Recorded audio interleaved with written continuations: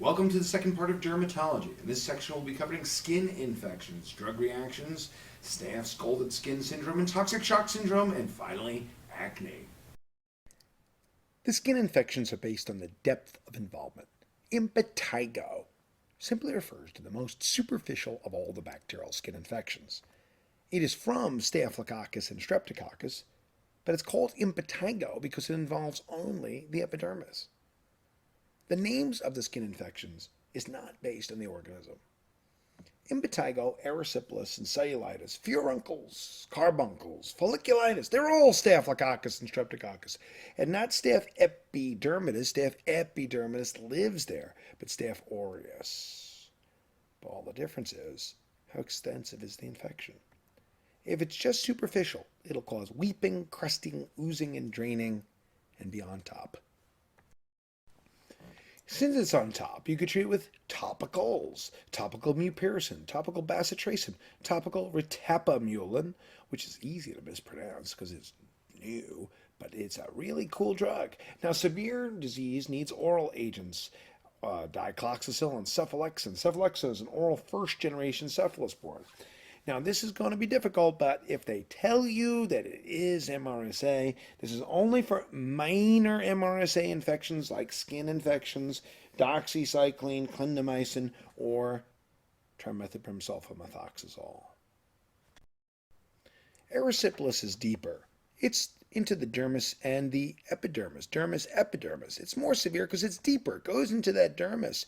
Now, it's still streptococci and staphylococci, but erysipelas is particularly more streptococcus. Now, the streptococcus on the skin is strep pyogenes, group A beta hemolytic strep. That's what causes erysipelas. It invades those dermal lymphatics and it can cause bacteremia. It can cause a high white count or leukocytosis, a fever, and chills. It's a pretty severe thing. It's bad. And that's why it can be fatal if untreated. Can skin infections cause glomerulonephritis? Can skin infections cause glomerulonephritis? And the answer is yes. The skin infections can cause the glomerular disease, but not the rheumatic fever. Because erysipelas involves dermal lymphatics and it's swollen, it's very bright, red, hot, swollen, tender, warm. A lesion is on the face. There's a leukocytosis, lesion on the face, and a leukocytosis, and it's often systemic because it spreads. It looks like this: bright, red, hot, warm, swollen. Strep pyogenes, group A beta hemolytic strep, and it can cause kidney infections, but not rheumatic fever, but kidney, yes. Although erysipelas is more often from streptococci, you must treat for staphylococcus as well, unless you definitely have a diagnostic test like blood cultures that tells you for sure it's only strep. You got to treat for both. And the treatment of all skin infections is similar. Basically, it's the same answer for cellulitis, folliculitis, furuncles, carbuncles. The only one really that's different is impetigo can get topical antibiotics with the mupirocin, bacitracin, ritapamulin, and necrotizing fasciitis, which gets surgical debridement as well. Mild disease gets oral medications. Mild means no major leukocytosis, no fever, no hypotension, just skin infection only. And the oral antibiotics for skin, for staph and strep and strep and staph: oxacillin, cloxacillin, dicloxacillin, and ampicillin, dicloxacillin. Cephalexin, sometimes called Keflex, cefadroxil, which is another form of oral cephalosporin. Penicillin allergic patients can be treated with erythromycin, clarithromycin, and clindamycin. This is especially true for people with life-threatening penicillin allergies, like anaphylaxis. If you just have a rash to penicillin, can you use a cephalosporin? And the answer is, if it's just a rash, absolutely. Use that cephalosporin if it's just a rash. Use a cephalosporin if it's just a rash. Now, MRSA, and again, you'd have to be told in a question: doxycycline, clindamycin, trimethoprim sulfamethoxazole. But that's only for minor stuff in the skin. This would not be the answers for MRSA in the bloodstream. When disease is severe, you need intravenous medications like oxacillin, cloxacillin, dicloxacillin, and nafacillin, oxclox, dicloxanaf. Cefazolin is a first-generation cephalosporin. It's the intravenous equivalent of cephalexin. With a life-threatening penicillin allergy, remember, just a rash, use cephalosporins, but life-threatening penicillin allergy, clindamycin, vancomycin, MRSA, vancomycin, linezolid, daptomycin, tigacycline. That's the only drug in its class, tigacycline.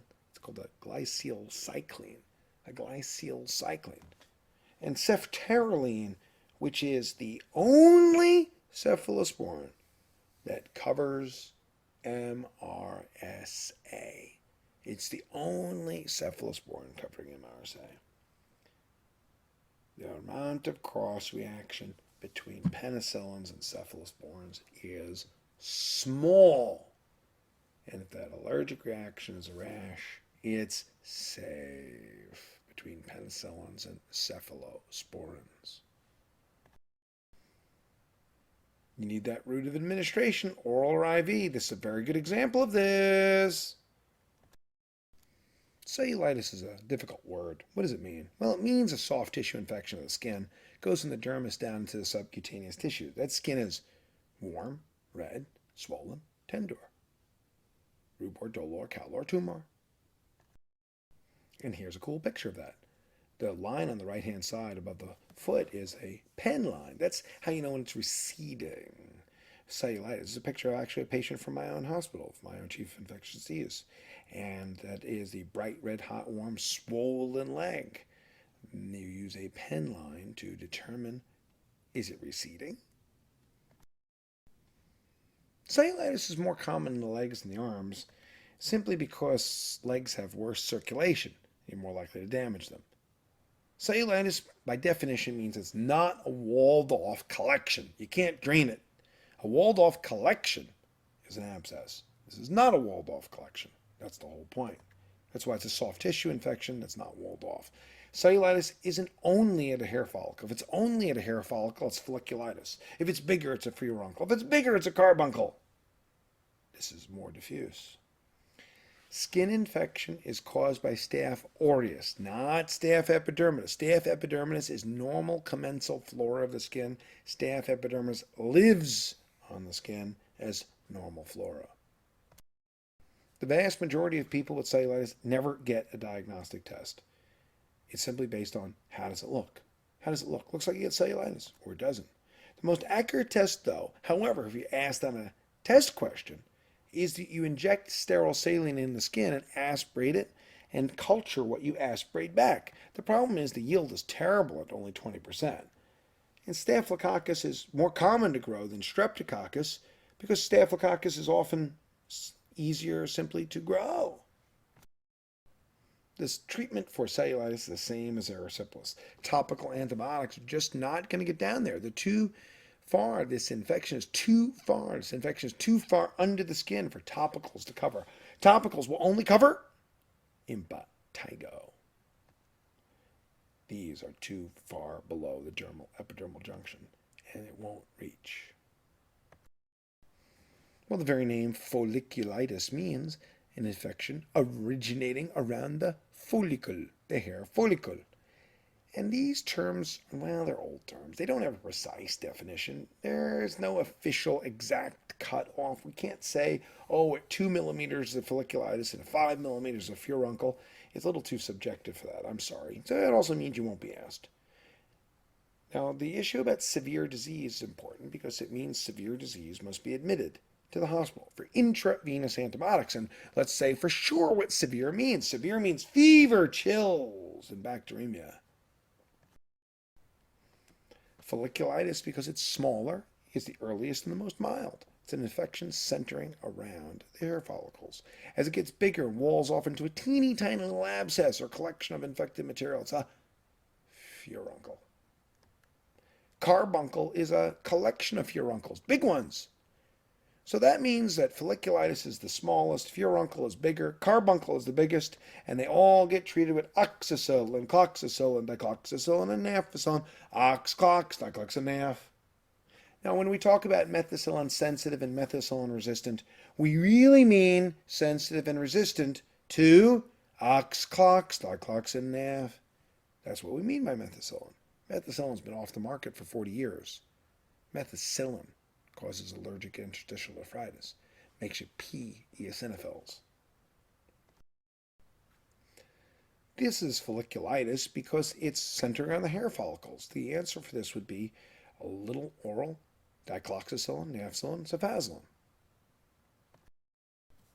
This is much more severe. This is a furuncle, and more likely a carbuncle. It's like a skin abscess. In this case, it's burst open. Burst open. This furuncle is a small skin abscess. It's red, warm, hot, swollen, tender. It often needs to be drained to get that stuff out of there. Otherwise, oxclox, dichloxin, NAF, first-generation cephalosporins. If you have a life-threatening penicillin allergy, someone this severe should get vancomycin, linezolid, daptomycin. Remember, if the allergic reaction is just a rash, use cephalosporins. It's safe, it's just a rash. But if it's anaphylaxis, don't use a beta-lactam at all. Mild infections, macrolides, clendidoxycycline, or trimethoprim sulfa, there's zero cross-reaction between these drugs and penicillins. So if there's anaphylaxis, they are 100% safe. And a severe infection gets these medications, which also don't cross-react. Vancomycin, linezolid, daptomycin, tigacycline. Other medications that can also have anti-staphylococcal potential, but they're not MRSA medications. These drugs have an equal efficacy for staphylococcus as oxacillin, cloxacillin, dicloxacillin, nafcillin. In general, they are not first-line agents because the beta-lactam, beta-lactamase combinations are not necessary for most people. But if you don't have definite proof that you have a staphylococcus, and you might have gram-negatives or anaerobes, these drugs add gram-negative and anaerobe coverage. They're not first-line drugs, but they do also cover, including the carbapenems. Imipenem, meropenem, ertapenem, and doripenem also cover staphylococcus as well. Superficial fungal infections are also called dermatophytes or tinea.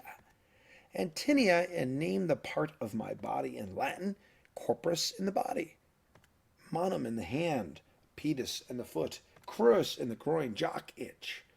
Now they're all managed the same way, which is most of them are treated simply empirically. You give a topical antifungal. This is an example of the word ringworm, and here it's a great reason why it is called ringworm, because they're in a ring. Because also most of the organisms are in the heaped up leading edge, encircling it.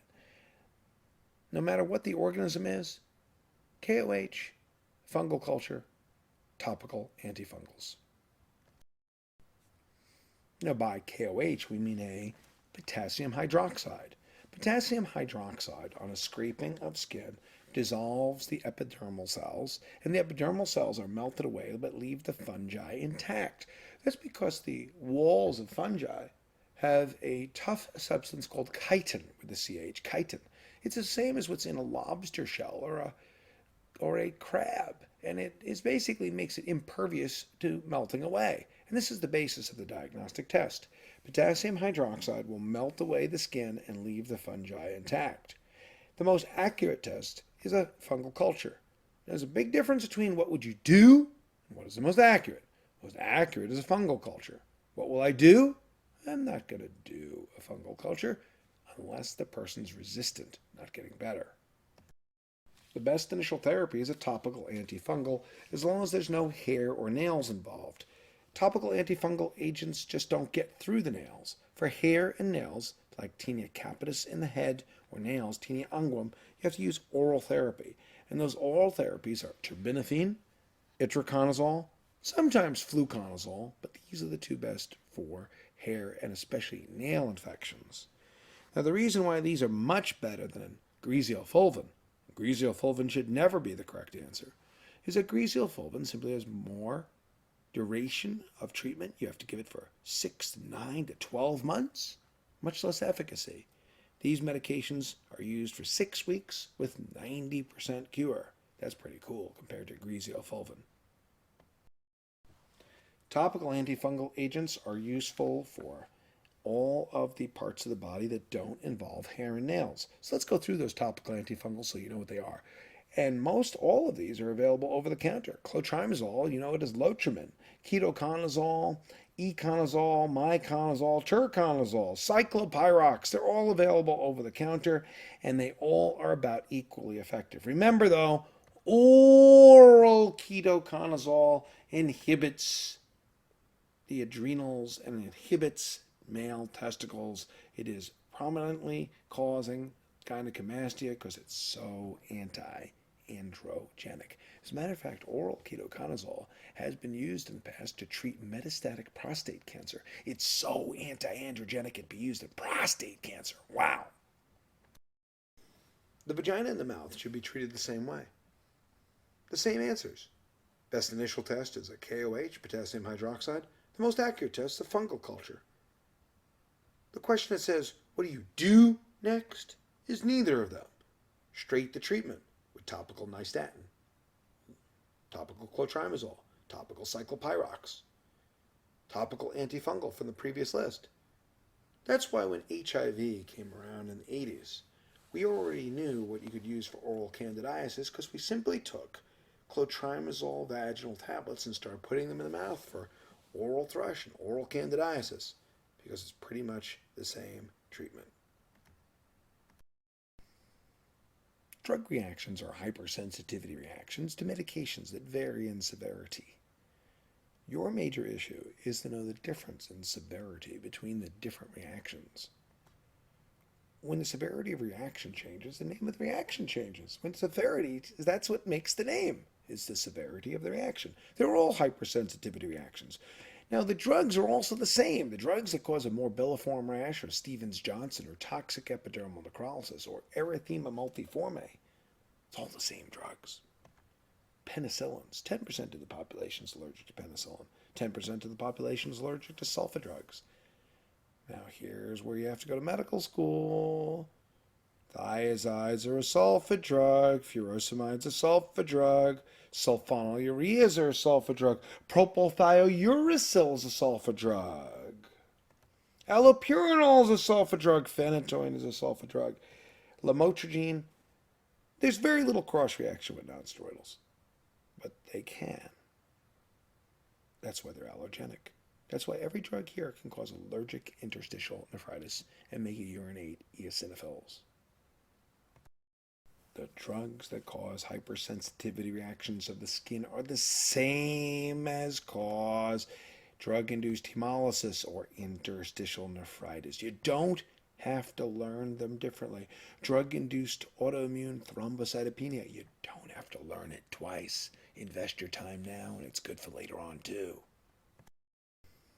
A morbilliform rash is the mildest form of drug reaction. The skin stays intact. There's no mucous membrane involvement. That's how you tell it apart from the others. There's no specific therapy. Morbilliform just means it's in the form of measles. To the first antibiotic use in the 1930s, the guys didn't know what it was, and they developed the rash, and they said, gee, it looks like measles, because they saw measles every day. There was no antibiotics, but there was measles every day. That's all it means. Looks like measles. Wow, now if somebody has measles, most of you will never see measles. I see one case every 2 to 3 years. And that means if I saw a measles, I'd say, hey, it looks like a drug reaction. This is a morbilliform rash. Erythema multiforme literally means red skin in a lot of different shapes. It's a more severe, more widespread form of drug reaction. The lesions actually form into little targets. It's mostly on the trunk, and there is no mucous membrane involved. Mucous membranes are just not involved. It doesn't go into your lungs. Therefore, it generally doesn't kill you. Now, here's the extra one. In addition to all those drugs we mentioned, it also can happen from herpes and mycoplasma. And this thing about steroids and these drug reactions is extremely problematic. This one, steroids may benefit. And so the bottom line on all of these things is steroids doesn't clearly benefit any of them. Here's erythema multiforme, multiple small target-shaped lesions that can be confluent. That means into one big sheet. That is erythema multiforme. Again, no mucous membrane involvement. Stevens-Johnson syndrome is very severe. Stevens-Johnson means that you have 10 and 15, 20% of your skin involved. Wow, it's enormous. And it involves mucous membranes, and that's why it sloughs off that respiratory epithelium.